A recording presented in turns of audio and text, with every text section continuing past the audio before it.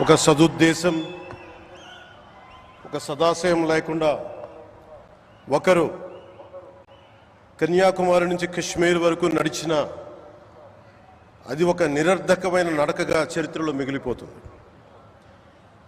కానీ ఒక సదాశయంతో, ఒక సత్సంకల్పంతో ఇంకొకరు కన్యాకుమారి నుంచి కశ్మీర్ వరకు ప్రజలందరితో మమేకమై వారందరినీ ఏకతాటిపైన నడిపిస్తే అది ఆత్మనిర్భర భారత్ అవుతుంది.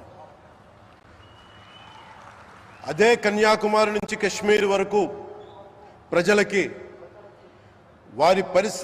వారి పరిసరాల శుభ్రత యొక్క బాధ్యతను తెలియజేస్తే అది స్వచ్ఛ భారత్ అవుతుంది.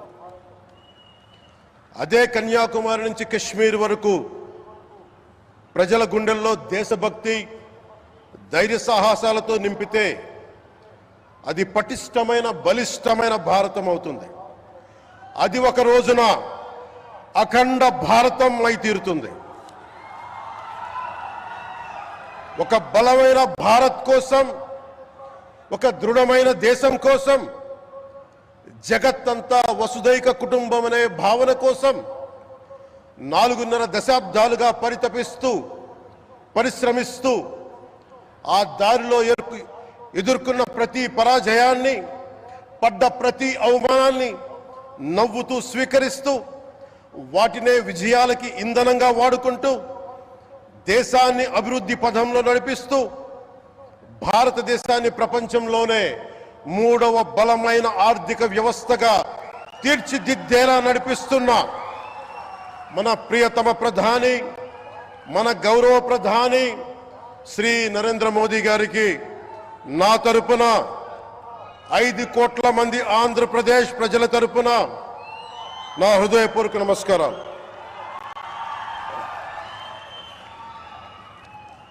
విద్యార్థి నాయకుడిగా రాజకీయాల్లో ప్రవేశించి రెవెన్యూ మంత్రిగా, ఆర్థిక మంత్రిగా మొదలై తెలుగుదేశంకి రథసారథి అయి 4వసారి ముఖ్యమంత్రి అయి తెలుగు ప్రజల్ని అభివృద్ధి పదంలో నడిపిస్తున్న దార్శనికులు, రాజకీయ ఉద్దండులు గౌరవ ముఖ్యమంత్రి శ్రీ నారా చంద్రబాబు నాయుడు గారికి నా హృదయపూర్వక నమస్కారం.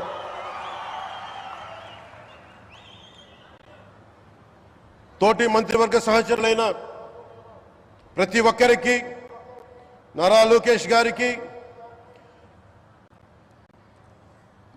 ఎన్డీఏ కూటమి శాసనసభ్యులకి,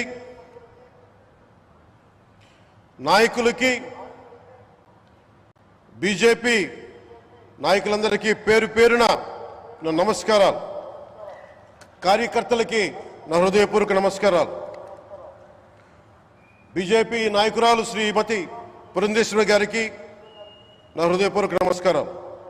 మా ఎన్డీఏ కూటమికి 164 అసెంబ్లీ స్థానాలు, 21 మంది పార్లమెంట్ సభ్యులనిచ్చి మమ్మల్ని వారి విలువైన ఓటుతో వేసి గెలిచిన ప్రతి ఒక్కరికి ఆడపడుచులకి, అక్క చెల్లెలకి, పెద్దలకి, పిన్నలకి, యువతులకి, యువకులకి పేరు పేరున నా హృదయపూర్వక నమస్కారాలు. ప్రజలు ఎన్డీఏ ప్రభుత్వాన్ని నమ్మారు, నిలబడ్డారు. అలా నిలబడినందుకే ఈ రోజున మన గౌరవ ప్రధానమంత్రి గారి సారథ్యంలో ఈ ప్రారంభోత్సవాలు కానీ, శంకుస్థాపనలు కానీ, అది దక్షిణ కోస్తా రైల్వే జోన్ కావచ్చు, కృష్ణపట్నం ఇండస్ట్రియల్ పార్క్ కానీ, గ్రీన్ హైడ్రోజన్ హబ్ కానీ, అనకాపల్లి బల్క్ డ్రగ్ పార్క్ కావచ్చు,